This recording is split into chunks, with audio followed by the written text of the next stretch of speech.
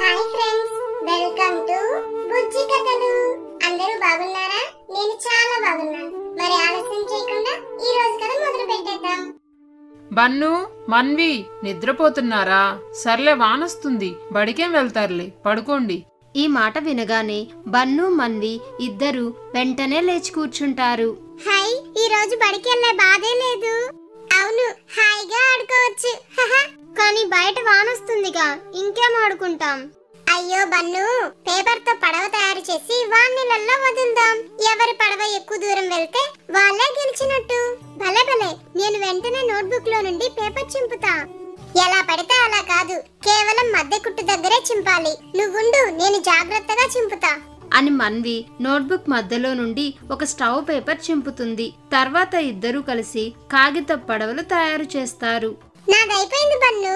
నాది కూడా అయిపోయిందక్క. పద బయటికి వెళ్దాం.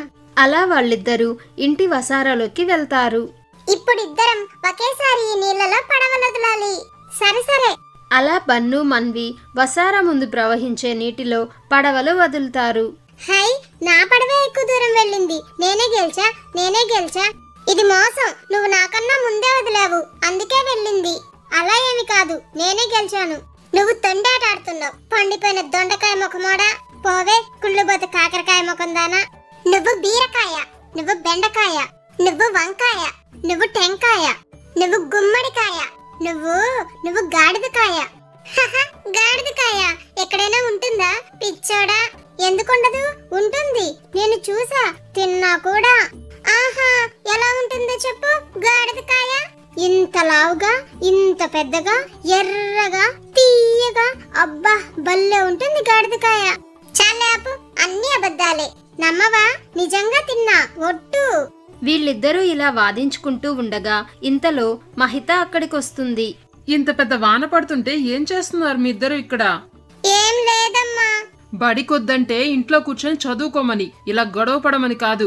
వెళ్ళండి, ఇద్దరు ఇంట్లోకి వెళ్ళి పుస్తకాలు ఎత్తుకోండి అని మహిత అరిచేసరికి ఇద్దరు పరుగున ఇంట్లోకెళ్లి పుస్తకాలు ముందేసుకుని కూర్చుంటారు. కాసేపటి తర్వాత మహిత కాల్చిన మొక్కజొన్న కంకులను తీసుకువచ్చి అక్క తమ్ముళ్లకు ఇస్తుంది.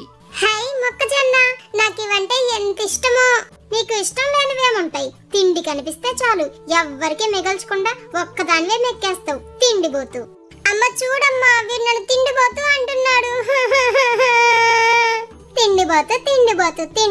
తిండిపోతూ. రే బన్ను, మాట్లాడకుండా తిను.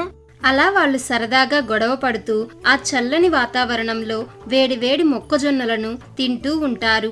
ఇలా మీరు కూడా మీ చిన్నతనంలో కాగిత పడవలు చేసుకుని ఆడుకొని ఉంటే, అలాగే మీ తోడబుట్టిన వాళ్లతో గొడవలు కూడా పడి ఉంటే కామెంట్ చేయండి.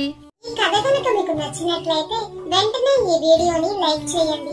ఇలాంటి మరిన్ని మంచి కథల కోసం మన బుజ్జి కథలు యూట్యూబ్ ఛానల్ ని సబ్స్క్రైబ్ చేసుకోండి. Thanks for watching.